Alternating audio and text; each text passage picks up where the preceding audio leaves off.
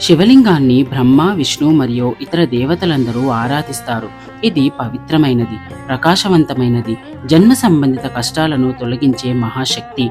దేవతలు మరియు ఋషులచే పూజించబడే లింగం మన కోరికలను కాల్చివేసి శక్తి, అహంకారంతో ఉన్న రావణుడిని కూడా వినయపరిచింది. వాసన గల లేపనాలతో అలంకరించబడిన పవిత్ర రూపం మనసుకు జ్ఞానం, వివేకాన్ని ప్రసాదించేది. సిద్ధులు, దేవతలు, అసురులు దీనిని కీర్తిస్తారు.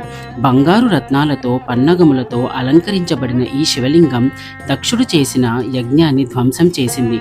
కుంకుమ గంధంతో అభిషేకించబడిన పుణ్యమూర్తి తామర మాలలతో అలంకరించబడి అనేక జన్మల పాపాలను నాశనం చేస్తుంది. ఓం నమ శివాయ. ఈ పవిత్ర శబ్దాన్ని వినండి.